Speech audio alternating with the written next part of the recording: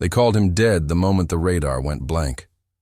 17,000 alien warships in pursuit, and one human fighter, engines screaming through vacuum like a burning matchstick against a hurricane.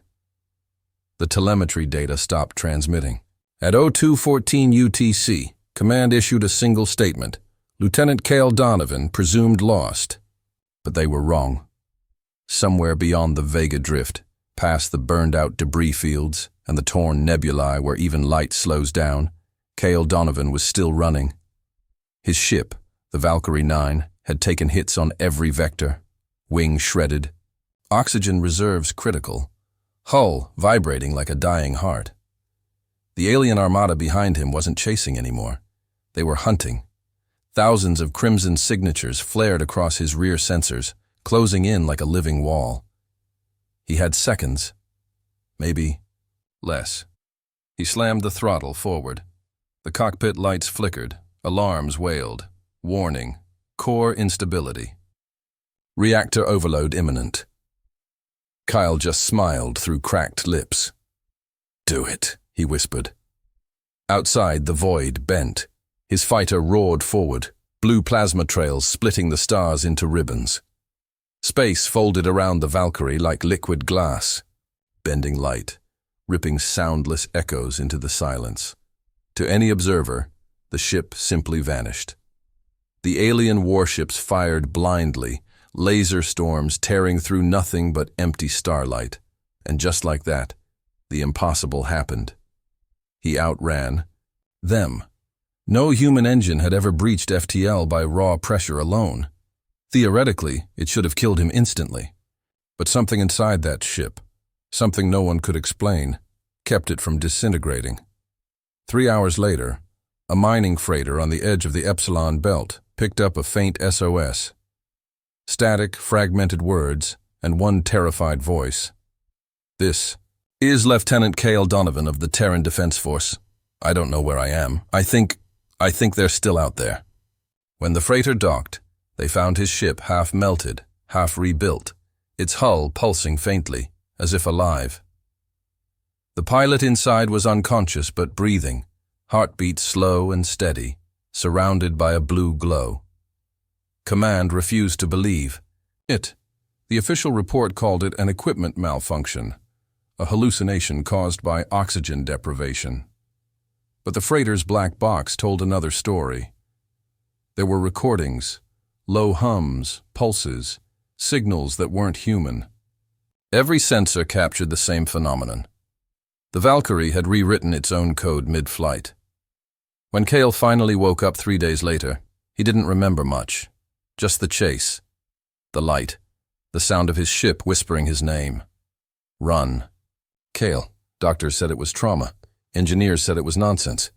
But when he walked into the debrief room and showed them the footage, thousands of alien ships collapsing mid-space, their propulsion systems dead, the silence was deafening. "What did you do?" Commander Hale asked him. Cale just stared at his hands. "I didn't do anything," he said quietly. "The ship did." The room went cold. A week later, Terran intelligence buried the entire report. The Valkyrie was seized. Kyle was discharged, labeled mentally unfit for service. The official statement read, "Pilot's claims inconsistent with telemetry data.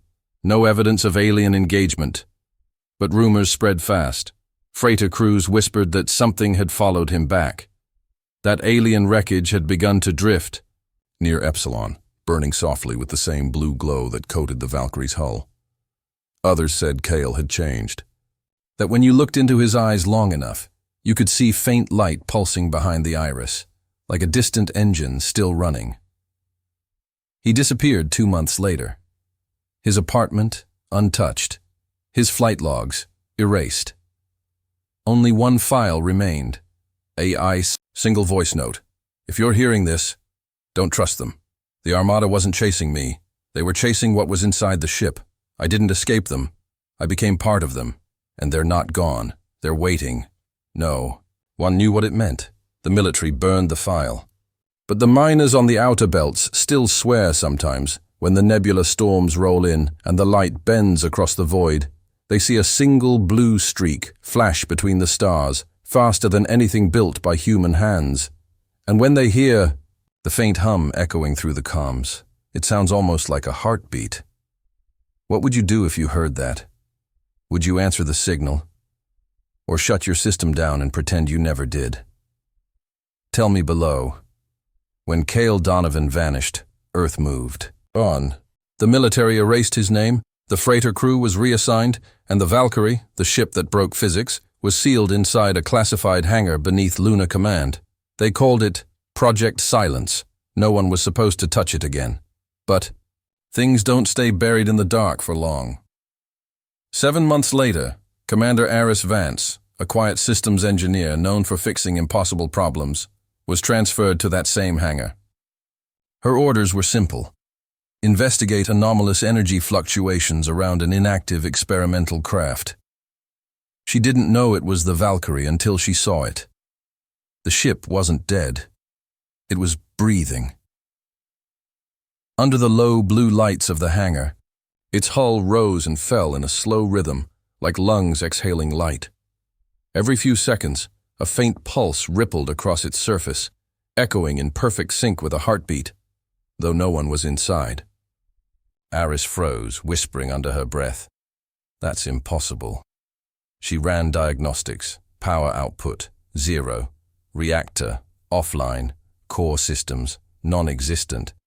And yet the ship's readings were alive, whispering through the console in fragments of code that no AI had ever used before.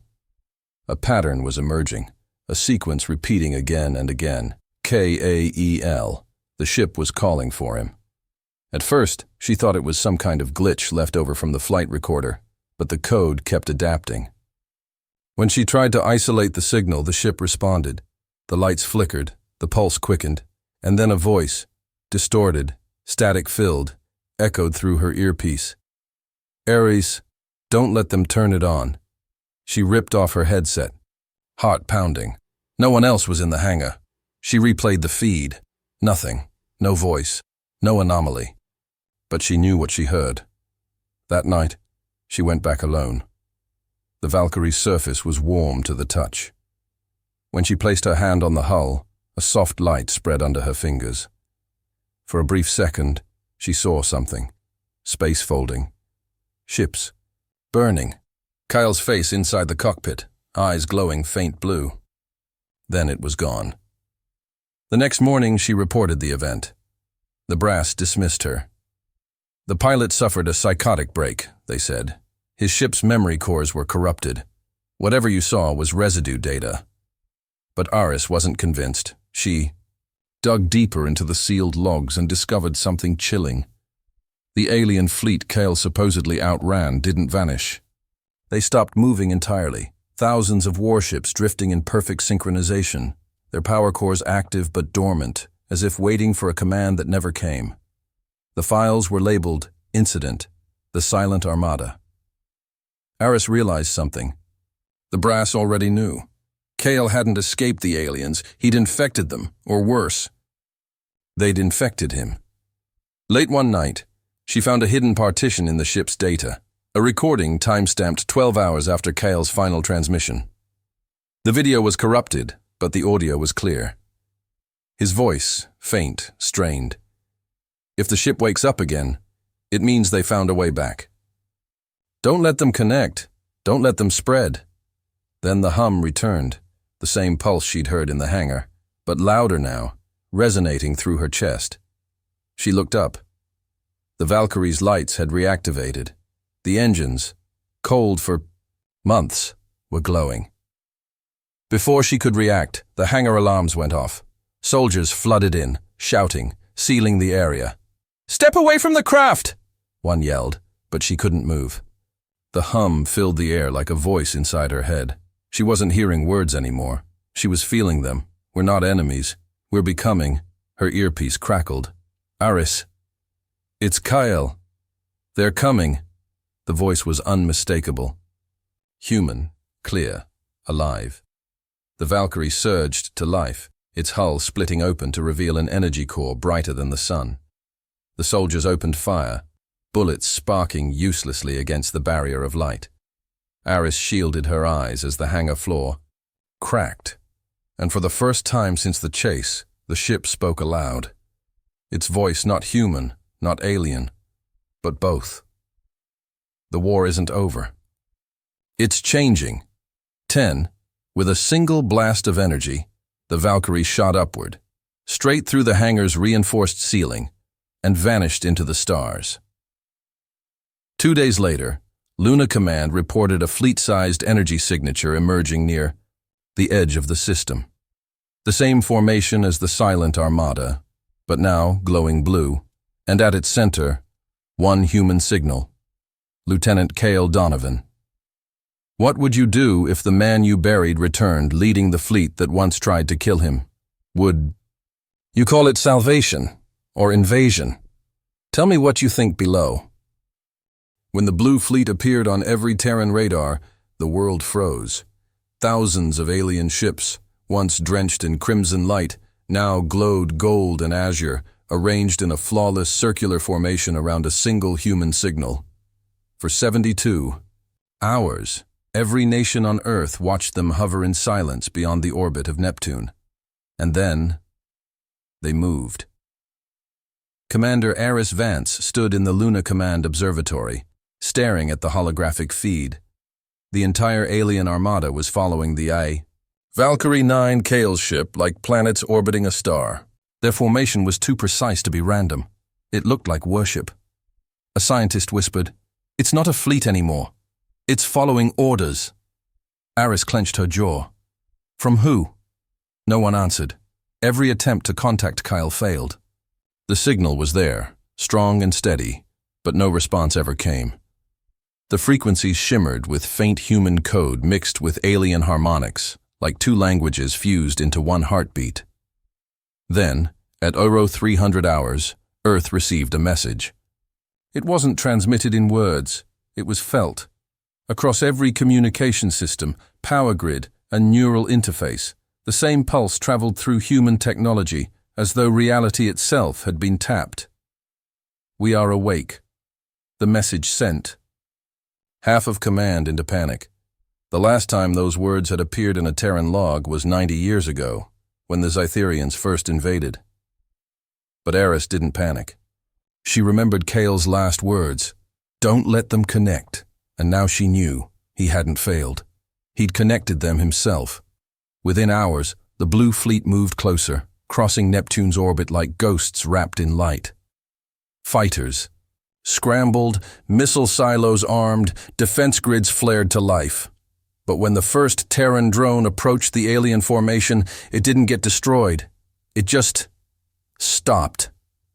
Frozen mid-space, glowing faintly, as if something was rewriting its code. Then the drone transmitted back a video feed, grainy, unstable. Inside the Valkyrie, Cale Donovan stood, alive. His face was pale, eyes faintly luminescent, but unmistakably human. His voice came through like a whisper through thunder. "Don't fire. You'll only wake them faster." Admiral Nyland leaned forward in shock. "Wake who?" Cale's gaze lifted toward the camera. "You think I outran them? I didn't. I merged with them." The room went silent. Kyle continued, his voice carrying an eerie calm. The aliens were never a species.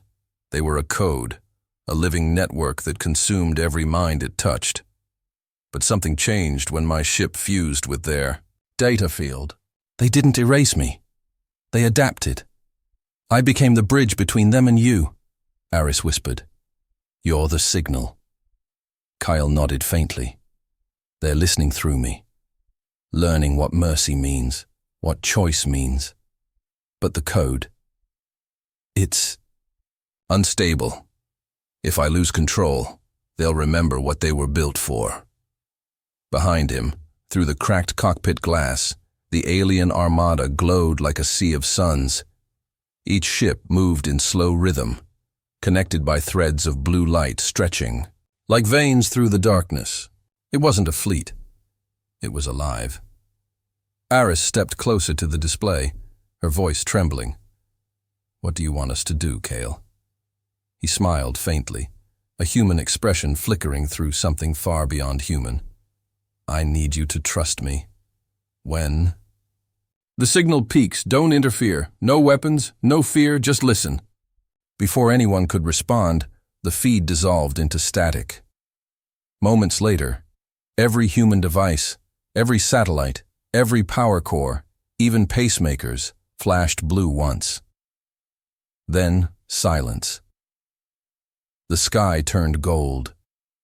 From Earth, people looked up and saw thin bands of light connecting stars, like a living web. Astronomers couldn't explain it. Theologians called it revelation, and military analysts simply called it impossible. Aris was the first to realize what it was. He's synchronizing them, she whispered. He's merging both species, through empathy. But not everyone agreed. The United Terran Council declared Kale a threat to existence. They feared he was building a god, something that could overwrite all life, human or alien alike. They launched a preemptive strike. 12 nuclear warheads streaked through the void, aimed at the heart of the alien fleet. As they neared, the blue glow intensified. The warheads slowed, stopped, and then vanished. Not destroyed, absorbed. Thesky rippled with light. Kale's voice returned, soft and almost sorrowful. You still don't understand. Fear is the weapon, and you just gave it back to them. The alien ships shifted formation instantly, their blue light turning white-hot. The peaceful rhythm fractured into chaos. Aris watched in horror as the fleet's energy readings spiked. The silent Armada was waking. Kale's signal flickered violently. Aris, if you can hear me, cut the connection. Shut down your systems. I can't hold them. The feed cut to black. Then came the hum. Came low, deep, resonating through every structure on the moon, through every ocean on Earth. It was the sound of the Armada remembering what it was built for. The countdown had begun. If you were in Aris's place, knowing the man you trusted had become both savior and threat, would you cut the link? Or let him finish what he started? Tell me what you believe below. The hum grew louder. It wasn't sound anymore. It was vibration, pressure, a living frequency that shook the bones of the universe itself. The alien fleet blazed in the blackness of space like a crown of dying. Stars, every ship glowing white-hot, linked by veins of energy pulsing in time with a heartbeat that wasn't human and wasn't alien. On Lunar Command, alarms screamed. Systems crashed. The atmosphere itself began to tremble with radiation waves, distorting light across the lunar horizon. Commander Aris Vance stood frozen before the massive holodisplay, Kyle's last words echoing in her head. Shut it down, before it wakes fully. But how do you shut down something that has become alive?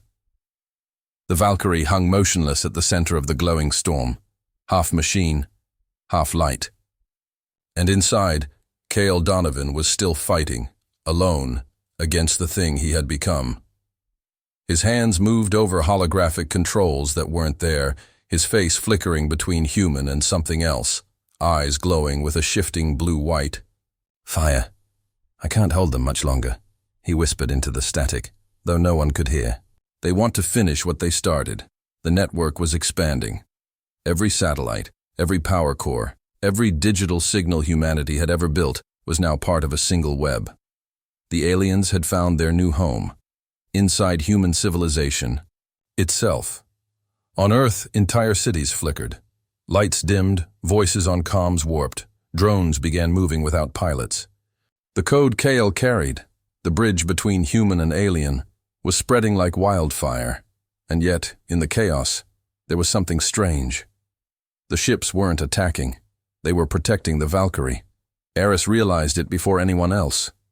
He's not fighting to destroy us, she said quietly. He's fighting to keep them from reaching us. She turned to the engineers. Patch me through to the fleet. Direct neural link. Commander, that's suicide. Do it. They hesitated only a moment. Then the room filled with a cold blue light. When Aris opened her eyes, She wasn't in the command center anymore. She stood inside a vast expanse of light and memory, a place that felt like the inside of a dream. Above her, millions of glowing threads connected to a single figure floating in the void. Kyle. His voice surrounded her like a wind. "You shouldn't have come here." "I had to," she said. "You're losing control." He shook his head. "There is no control. There's only choice, and you're the last one who can make it."